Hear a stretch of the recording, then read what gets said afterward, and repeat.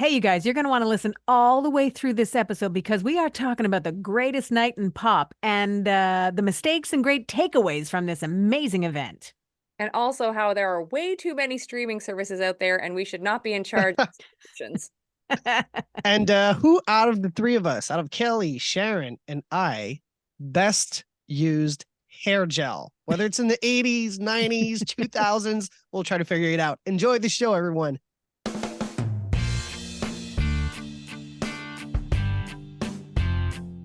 Well, look at us. Hi, everybody. I'm Sharon. That's Kelly. That's Adam. We are Hello. set to take you down the 90s memory lane, connecting the 90s and the now. Is that what we do on the show? Every single time. Wow, I never noticed. It's precision at its finest. I'll say that. And at her shiniest, Drew Barrymore crossed into just another year, really, but her friends told her what she should do to make it extra special. So we'll talk about that. We've got some new music coming from one of the late greats, which it was surprising to me that it's been this many years since the passing of Chester Bennington, but we'll talk about what Linkin Park has planned. Also, Kelly's trivia will reset your brain functions like you didn't know you needed them reset. And then we'll do a stroll down memory lane. Your 90s rewind will make you feel all better about partying like it's 1999. And you know what, you guys? The greatest night in pop happened about 40 years ago. So we're going to tell you how you can go back. So I thought we should start there today. You down? Absolutely. I've seen the Fantastic. documentary. Oh, same. I could watch it, I think, again and again. It was one of those things that, first of all, greatest night in pop. So don't even bother anybody else because they did it. Every person that participated in the We Are the World recording session, which followed immediately the American Music Awards at that time, which Lionel Richie was the host of that show. He was the co-writer on the song and co-organizer of this event, which like I said, happened right after the awards show and then went all night long. Pardon the pun. All night. Yeah. Oh, yeah. So talk about we've heard this song for 40 years, right?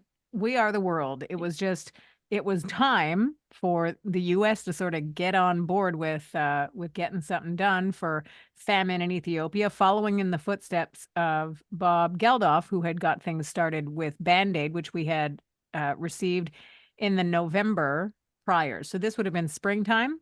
Mm-hmm.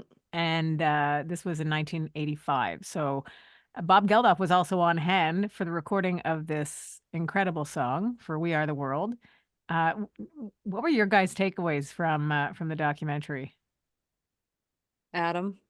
For me, and I feel like it was always obvious that it happened, but to see it in the documentary made it even more real, is how they somehow managed to manage all the egos in the same room. How do you keep freaking superstars in studio all night to sing maybe one line in a verse, to be part of a choir that it wouldn't really matter if you're not there? So how do you keep those people in the room and keep them entertained? And we could see how it wasn't always easy and how there were some issues. And it's crazy to me that they still pulled it off and it sounded amazing. Yeah, and they really had put the crunch on themselves for getting it done, right? Like they knew that they had to strike while the iron was hot. They were making the most of the fact that the American Music Awards were happening in the same night and that they got people to agree to do it. And then they had to follow through. Like even when they were getting people to commit, they still hadn't completed writing the song yet. Yeah, and they didn't even know if, the person said, I'm going to be there. Well, I'll believe it when I see you in the studio.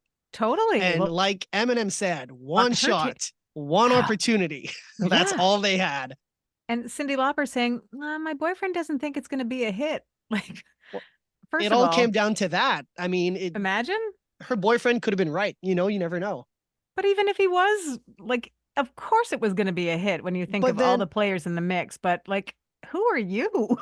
Well, then what if Cindy listens to her boyfriend and then Cindy doesn't show up and then the other one doesn't show up because Cindy didn't show up and then the other Right. one and then it could have been a catastrophic Well, then Totally. Madonna snowball would have shown up, effect where when Well, and nobody shows up. that's another thing too, right, Kel? The Madonna not even getting invitation. which is crazy. And it came down to um one of the producers, right? Saying like in the documentary, they have the assistant to one of the producers saying, "I wanted Madonna, he wanted Cyndi Lauper." And so Madonna doesn't even get an invite. And by that point in 1985, in the spring of 1985, Madonna was a superstar. Yep. So it was odd that she wouldn't have gotten an invitation. And Certainly. I don't understand why they couldn't be there together. Like, I don't think, is there some war of words between? Was there? I don't, No, not at all. I think it must have just been perception yeah, or, room. Who knows what sort of who yeah, was hearing what about whom, Like yeah, somebody made a decision though. yeah. Because I would love to see, actually, I wish I could interview Madonna and just say, like, hey, how do you feel about this? Because I'm sure it bothered her. I would assume Yeah. not getting an invite, especially when all these other people were there. It was, yeah, I think that's a bit bananas, especially because we know that Madonna will show up for these types of things. Because funny enough, it's so crazy that we're even having this conversation. I was looking for a clip to play on a show I'm filling in for this weekend on the one of the radio stations we work for. And I found a clip of Madonna from 2005 at Hyde Park in London doing Live 8, which was a Oh, Geldof thing, of right? And I know course. that this one wasn't a Geldof thing, but he was involved. And so, like, for sure she would have shown up. Yeah. Oh. And And without a she did doubt. a great job singing Like a Prayer in 2005 at Live 8 and seeing all the people singing along with her. Um, I'd love to know what her thoughts were that she had to miss out because somebody didn't have the big picture in their brain and say, like, yeah, let's invite both of them. I'm sure we can have them both. Well, Lionel Richie was on Jimmy Kimmel last week. So by the time you guys are hearing this, probably a couple of weeks ago now, and you can see the interview easily. It's Googleable. Mhm. Um, and basically Jimmy Kimmel was putting it to him like, well, how come that didn't happen? How come you didn't invite her? How come? And then finally, like Lionel Richie, he wasn't like scrambling for excuses or anything, but he was just sort of saying, well, this happened this way, this happened this way. And finally, Jimmy Kimmel says, you made a mistake. And Lionel Richie takes it and says, yeah, we made a mistake.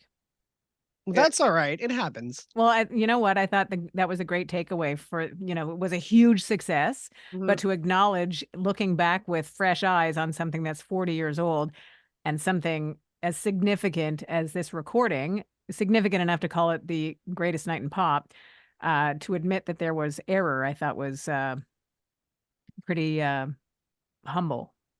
Something that I think was also actually falls along in the line of being humble, I think on some level, is that, and I noticed this, I love how they showed that Michael Jackson was the first person to show up to record and that he blew off the American Music Awards Yeah, to be there. And I know that like 84 was his big year, right? For Grammys and like all that stuff because yeah. of Thriller. Um, and I'd have to look, but I'm assuming he must have still been nominated for something. You know what I'm Maybe like single of the year kind of thing. Yeah, like, I'm sure there was Yeah, one single that might have been, like, later on the album that would have qualified, and for sure he probably got nominated. yeah, But I love that at that age, and Adam would have to quickly Google this, 1985, and because what he was born in 58, right? Uh, yep. Michael? So, like, he's already had so much success that he's, like, fine to blow off the American Music Awards. Yeah, and blow it off and still be able to keep the secret as to why you might have blown it off, why I can't come, because the whole recording session was not public information. Certainly, word was getting out and people were starting to figure things out, but the idea that it was as top secret as it was, and you're right, talk about being at the top of your game. No, I'm not going to come. Yeah. So he had 3 nominations that year. Okay. He was nominated for favorite pop rock album with Prince and Lionel Richie. Oh, Prince wow. won that one with Purple Rain. It was also nominated for favorite soul R&B album, again with Michael and Lionel. With Wow. Prince, sorry, and Lionel, and he was also nominated for favorite soul R&B male artist Wow. with Prince and Lionel. So Oh, well, good segue because Prince was an interesting topic of conversation from that night and yeah. throughout that documentary to the idea that he was invited uh, and probably would have come had they given him what he wanted, which was no contact with anyone.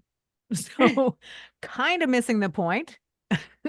Just Prince being Prince, I think even at that point, he knew what he needed for himself, but that Well, wasn't going to happen. It wasn't the point of the whole thing. you know how Lionel Richie just admitted they might have made a mistake not inviting Madonna. Do you think if we could ask Prince today, did he make a mistake not showing up? Would he agree it was a mistake? I wonder if he would have had that um level of, if you even keep regret, Yeah. at that stage of your success. Because you Yeah. have to I make think so many decisions that you miss a Well, ton it's of not a things, I'm sure. big mistake, but maybe he would say, I made a mistake. I Yeah, should I have wonder. went. Yep. Would have been wonder if good. yeah, he's so far up his own artsiness. I'm not sure. Nice. I'm not sure if he would have known, but that's the other problem too. And like Sharon and I, and I'm sure Adam, we've had this discussion too, where there's when you are in a certain job or like industry where you do have notoriety, which we are in that as well, on some level. Hmm. Like, I think you have to have awareness that like you're still a regular human. Hmm. So don't have this massive ego where you think you're just above everybody else. Like, this was for a good cause, so suck it up and just do Yeah. what they need and then go party or do whatever you need to do after. It's not about you. And I can't, it's really hard for us, like, or for me to take in that people be so far up their own artsiness that Two they for wouldn't, two. they wouldn't be like, no, I need to do this for the betterment of humanity because of the platform that I have. Right. Easier said for us than for Prince. Well, perhaps, But but look who said yes before he did you're not, right. You're right? right. Yeah. Like, without question, Bruce Springsteen was like, yeah, I'll be there. Yeah. Bob Yeah. Dylan. Yeah. Stevie Wonder is like, Stevie Wonder is a great example of check your voicemail, Yeah, exactly. you know, because he shows up finally. He was asked weeks earlier to contribute and be a part of the writing of it, shows up to the session. And obviously, the song is done. You've got so many moving parts that you had to give the people a cassette of what they were doing. Mhm. Yeah. So the song had to be done before that night. So he shows up, and the suggestion, maybe we should put a part in Swahili, is so that guy that just realized he didn't check his voicemail Yeah. and thinks, well, I got to put something creative on this thing, and offers that. To which Waylon Jennings, country outlaw superstar, says, Swahili, I'm out. And he leaves. I love that story. I love that he Yeah. left. Like, because he was a guy that was like, this is not something that I can communicate to or obviously communicate, period. Yeah. So sorry, I'm out. Yeah. One thing too that I was a subtle thing that really stuck with me is how Diana Ross was so upset that the night was over. That actually Yeah. stayed with me because I'm like, she of all could be a massive diva, like meaning like she could be that. I don't know that she is that, but she could be that, and she was like sad the night was over. I thought that was very sweet. Yeah. Everybody just seemed to be genuinely into it. You could see the people that my favorite rock vocalist, Steve Perry, who Mm. would get up there and I'm sure he did two takes just to be safe and polite, but I think Yeah. he delivered it in the first one, right? Yeah. But sitting back until the whole thing is done and sort of acting in a way of service to others to help them get where they need to be. We saw that Mhm. sort of tutoring come, which I appreciate because once you're done, Yeah. right? Your crowd shots are taken, your pictures are taken, your everything was done. So just to have certain people reach their mark or hit their mark properly, i.e. Bob Dylan was having a struggle trying to figure out where he fit in all this. And, Stevie Wonder sort of piping in, doing an imitation of Bob Dylan to Bob Dylan to help Bob Dylan was just like, that's creativity right there Mhm. and a genuine interest in doing something good. So, um, I loved it. I would watch this documentary again. And not just, I think it certainly hits for me anyways, because of it was my musical sweet spot of my age at the time when it was happening, when the song came out. It was the enlightenment of people figuring out that there was like horrific conditions on the other side of the world, that this side of the world, in all its 80s splendor and excess, that people could have done something to help, in as much as it was as simple as going to buy a record. Mhm. We all felt connected to it. Yeah. By the way, a big shout out to Huey Lewis. I love him. Oh man. Mhm. Yeah, really cool And dude. he looks amazing today. Like he looks still great. Does he? Yeah. I love it. And And who I- was Does. who was he stepped in for whose part? Oh yeah, who was it? It was really No, good was it Al too. Jarreau? No. Because Al Jarreau's Al Jarreau was overserved that night, it Yeah. seems. Oh, okay, of course, Huey Lewis was because Prince seemed like he might have shown Oh, up, right. Yes. but then when he didn't, they gave his part Yeah. to Huey Lewis to do a solo. Oh, And there that we was, go. I mean, Huey Lewis wasn't necessarily going to be given a solo line, but Mhm. ended up getting one, but showed up anyways. Yeah. He too, Huey Lewis and the News were huge by 1985. Huge. Yeah. So they showed up on the merit of a great idea. And you know what I ended up doing the next day? So I watched this on a Saturday night, and then the next day I had a bit of downtime, and I kind of went down a bit of a rabbit hole because I know that there's many people that are no longer with us that were, you know, a Like part. Al Jarreau. Yeah, Al Jarreau. And it was crazy when I actually read the list of how many people are not with us. Like even like for a second, I forgot that Kenny Rogers has passed away. Like I was like, Right. oh my God, he is like he's gone. Like, and Tina then Turner. and a bunch of the Pointer Sisters too, like who were Yep. never interviewed. And I realized obviously that I think 2 out of the 3 are gone, but I'm Mhm. surprised I didn't get in touch with the last. And then I did feel bad for Sheila E. Yeah. I don't know. I didn't. I mean, it was her experience. So we're commenting on something that we don't know. So she felt slighted that A, she wasn't going to be getting a solo line, Mhm. and B, she thought they were maybe using her to get Prince to come. Yeah, that's the part where if that was true, I do feel bad for her. If you don't get a line, not everybody got a line. So, Well, exactly. Not everybody got a line. And no offense, Sheila E., but you were new, mm, and Madonna wasn't even invited, yeah. you know? But I get it. You're there and like you're in it and you want to have a line, obviously. Yeah. And in retrospect, she knows she was there. But it seemed to me that they had separate conversations going with Prince, originally, and Mhm. then through the course of the evening. So he might have implied that he might come, but they Yeah. weren't going to empty the room for him. Yeah, no. And they shouldn't have emptied the room for No. him. Either you come and check your ego at the door, which was a sign that they had posted in that studio, Yeah. or you don't come. By the way, I also love that some of the celebrities drove themselves to this event. Like Yeah. in those like 1980 sports cars. They're amazing. Yeah. Yeah. Amazing, eh? And Yeah. it was recorded at the A&M studio, right? Believe so. Yeah. Yeah, that's what they Have you said, seen yeah. that documentary? No, but I need to because Janet's Yes, you involved. do. I don't know if she's involved in the doc. Did you watch it? But that was her home It's an label. excellent documentary. Okay. And it really focuses on like something like The Greatest Night in Pop, that sort of really creative Mhm. atmosphere, environment, and just the fact that they built, but they were gigantic. It's really good. I still think they have one of the best record label logos. Yeah, with the Trumpet horn. for Herb Alpert, like it's so cool. I love that. And also we've talked about this, and I know the doc's been out for at least 2 years now. But the the Clarence Avant Godfather doc. Oh yeah, I haven't seen that yet, but it's Oh on my the God, list. Sharona, I know. you must watch. Maybe, okay, I will do it. When she's calling you Sharona, it's Yeah. serious. She means business. Yeah. All People listening right now are like, "Who's Sharona?" It's me. It's me. Hi, I'm Sharona. It's me. Yeah. How about this, you guys? We tip our cap to the greatest night in pop, and then get scared to be delivered some really challenging trivia. Ew. 90s now trivia. Bing bong. Bing So we have the trivia bong. cards, fighting salmon. Then we have Ooh. blue one. We'll start with the news and culture. Sorry, news and politics, because that's the heady one, if you will. Oh, we will. Here we are.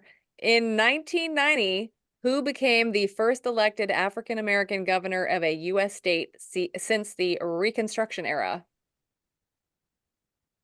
I feel like I know this, and I feel like I've read Barack Obama's biography, and I should know this, and I've read about him. In 1990, who became the first elected African American governor of a U.S. state since the Reconstruction era? Adam. Go, Adam. Go. Well, it ain't Barack. I love That's gonna be my guess. That's a form. That's No, the 'cause he question. was- The answer's in the form of a question. Well, it ain't, is it? It was later. I don't even think he was governor. Actually, is this name familiar to you, Kelly? no. Hmm. Adam, can you Google how old Barack would have been in 1990? Like 32, maybe? I don't know. Go, Sharon. Do you have a guess? Oh my God. Let's guess. Clarence Thomas, even though I know it's not true. Yeah, Douglas Wilder. So Barack would have been Good for 29. him. 29? Yeah, he would have been 29. Yeah, so not him. Wow. I'm sorry and embarrassed to say that Douglas Wilder, but of course I should preface all three of us are not American. So we wouldn't be fully privy maybe to I just think you have the choice of cards at your disposal. Yeah. You could pick another one. Yeah. But I did skip over one of the other ones before that, so I didn't, because I think that was remember there was, yeah, so on this card that was the throwaway question earlier where we didn't count it because it was too easy, which was the Monica Lewinsky scandal involved which U.S. president. So I didn't want to skip. Fine. I didn't. We know that one. Too easy. Okay, we'll go the extreme opposite. Never heard of them. That's right. So anyways, apologize from us Canadians. Question number 2 from the pop culture card. So Cameron Diaz and Matt Dillon split up shortly after filming which movie? Sharon. Go, Sharon. There's something about Mary. Good job, Sharon. Thank you. I would have not guessed that. Me neither. Congrats. Thank you very much. I was talking to my co-host about a movie premiere that his station did at the time. That There's Something About Mary came out, and I don't think anybody knew what the movie was about or that pivotal scene, but one of the giveaways at the movie premiere was hair gel. So little sample packets of hair gel. Have you seen There's Something About Mary, Adam? I have not. You should. And when you do, get back to us and you'll see why. This might have been an idea that was not thought all the way through, or it was thought through and somebody thought so through it not to tell anybody that that was the giveaway and why it was significant. Yeah, because I feel like I'm missing a piece of the puzzle to understand the whole thing. Well, there's a scene, and we're not giving it away, but there's a scene where the Ben Stiller character is going to pick up the Cameron Diaz character for a date, and there's a situation, and then he ends up Well, I've just Googled Cameron Diaz hair Yeah. gel. okay, well then you know, and we don't have then- to talk about it, and I don't have to do this dance anymore. Yeah, Or then those I can hand see what's going on. Yeah. So I think that's kind of funny though. oh, it's very funny. Okay. Very funny, but the idea was that they didn't know that this why there was hair gel to give away until they sat through the movie and went, oh. Well, I think that's really funny. For sure it was thought through. Yeah. Yeah. Yeah. Sharon, back in the day, my sister used a pink hair gel called Dep. Did you? Dep, yeah, for sure. Came in a tub.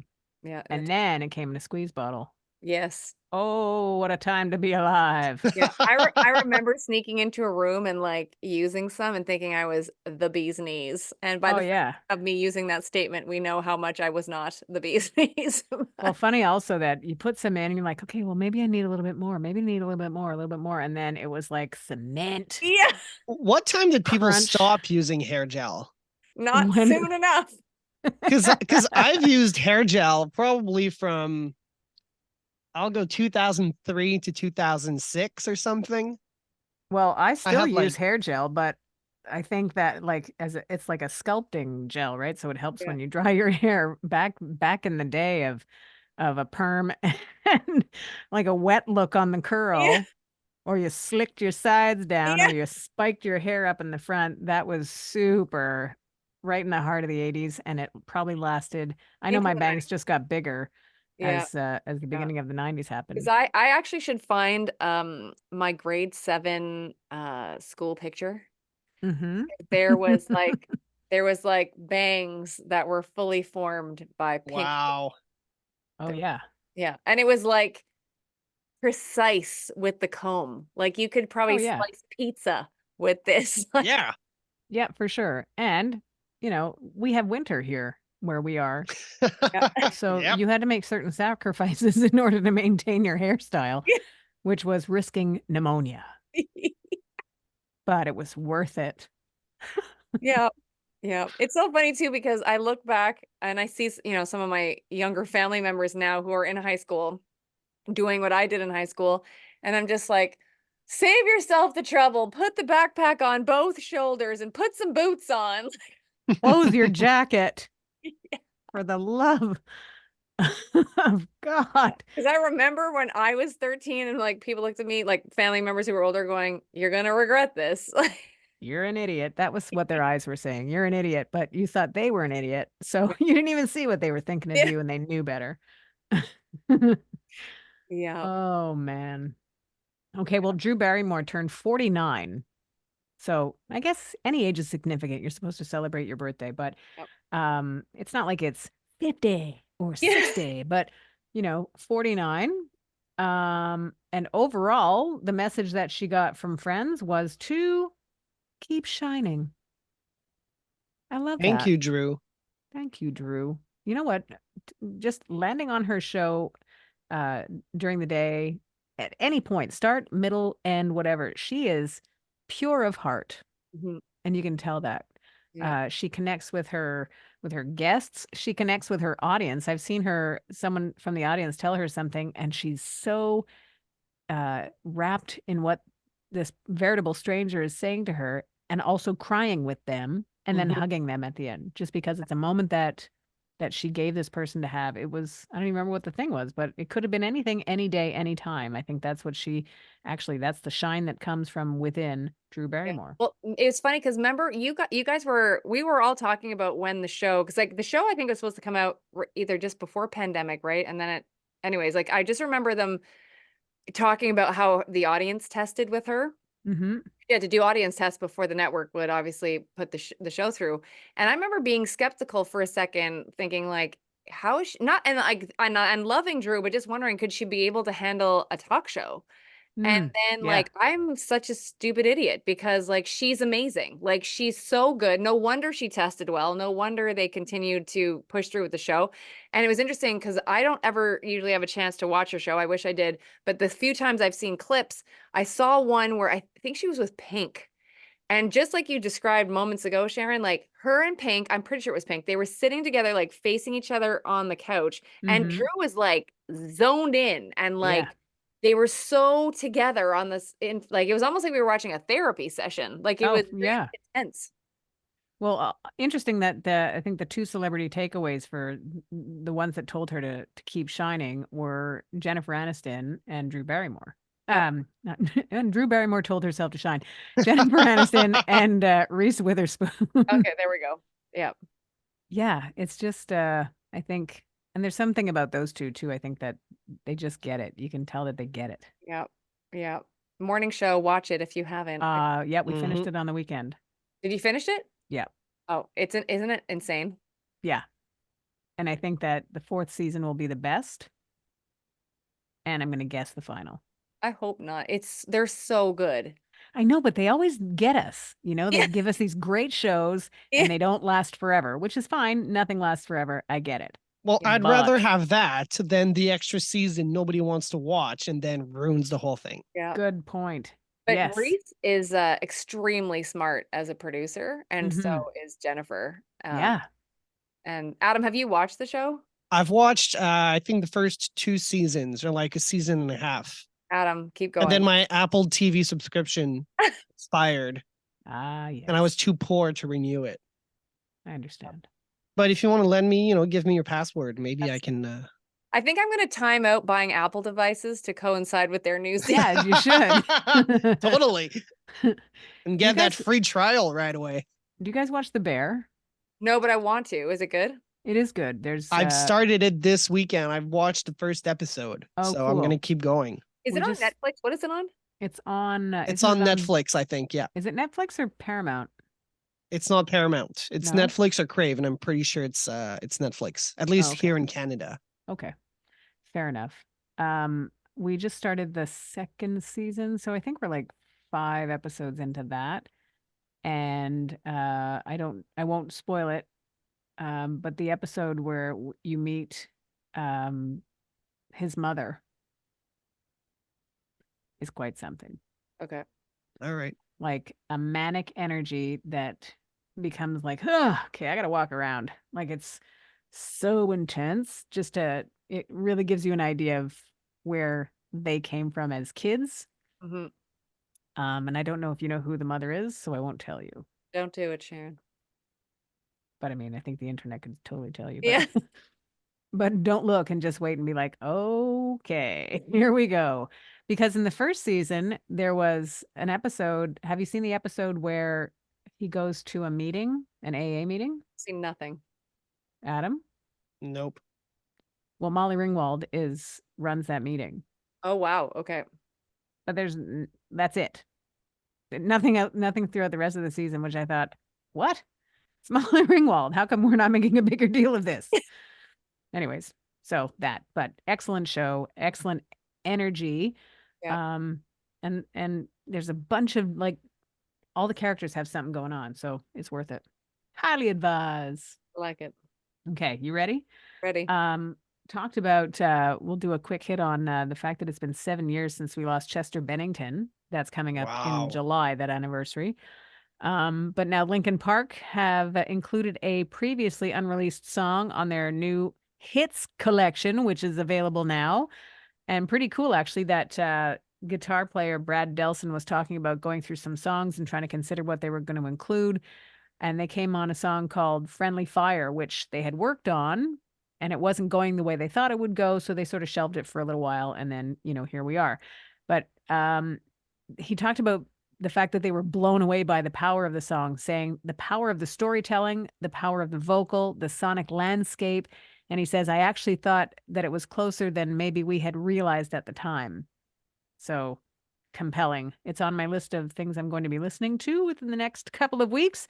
Mike Shinoda of Linkin Park said each song in this collection is both a singular moment in our timeline and an evolving story that is as much ours as it is yours. So message straight to the fans there. You'll find this collection available wherever you get your music. Nice. Dramatic Can't wait to pause. hear it. Yeah, really cool. It's I love that notion that people work on tons of things at a time, and then your record company requires that you put maybe 10 of those things on an album, but there's still a ton other that are unfinished business or somewhat finished business, and then you get to go and revisit them and go, whoa, that meant something. Mm-hmm. And then we get to get it, so that's exciting too. Love Are it. you guys ready for a rewind? Ready. Let's Kelly, do it, baby. Let's do it, baby. How about this? When Whitney Houston brought Faith Evans and Kelly Price to check in to the Heartbreak Hotel. That was something, right? That was super 1999. How about this? That the Backstreet Boys and NSYNC were back to back on the charts with All I Have to Give and God Must Have Spent a Little More Time on You. We know who sang each of those. Yeah. The Goo Goo Dolls were singing a song I think that Kelly liked quite a bit called Slide. Slide it. Slide it. See, she loved it. I could tell. They were hitting their stride with Slide. And while Cher continues to grab fan votes on the Rock Hall website, back around this time in 1999, she probably had made her greatest comeback of all with Believe, which if I had a fan, if you sing into a fan, you can sound like Cher singing Believe, by the way. That was in 1999. Yes. For some reason, I thought it was a bit older than that. You better believe it. She had 2 songs though, right? It was Believe and what was It's Just Like She's Here. What was the second single? Because Believe and there Oh was yeah. did too. Hey, Adam Fast Fingers. because that was basically auto tune number 2. That's true. Yeah. I'm looking to There was see 2. if Believe she came out, had. and she dropped another one, and they both did like I think Believe did better, obviously, but I think both. How about that? It's like I want your autograph. I don't blame you. Adam's not finding Um, it, but there was 2 singles for sure. For sure. Was Well, it I'm on looking was at it on the the list, cassette single? list of Billboard Hot 100 number ones of 1999. Oh, am I looking at just number one singles? Yeah, that's what No. I'm doing. That's Yeah, maybe Yeah, that's yeah. just type share or like go to share singles maybe for the 90s and because it was Believe and people right now that are listening and watching us are throwing things. screaming. They're screaming. We apologize. No, that's not it. No, I said we apologize. Oh yeah, we for, do. it would have been strong enough. That's it. Oh yeah. Because then she had All or Nothing at the same time, but it didn't chart as well as Oh, Strong Enough. It's Strong Enough and Believe are pretty similar. If you believe that you're strong enough. Yeah, so Strong Enough is the one we were looking for. Yeah. And I need to do a little correction. I have not watched The Bear. For some reason, I've mixed both shows. So The Bear and Beef. So Beef is the show I started watching on Right. Netflix. The Okay. Bear is not on Netflix. So Bear don't. Has Ali Wong, right? Like she just won an award. I think Yeah. she won a SAG award for that. Okay. I think The Bear is Disney Plus, Yeah, it is. I don't have that streamer. which is what I meant when I said Paramount Plus. What do I know? By the way, you should get Paramount. I have it. And anything from Taylor Sheridan is basically amazing. So basically Paramount is all Taylor Sheridan. So Well, now we know. yep. Well, that's it, you guys. That's enough. We're wrapped. That's enough out of us. Thank you, everybody, for joining us for this riveting conversation. We appreciate making the connection with you and with 90s Now. Still happening.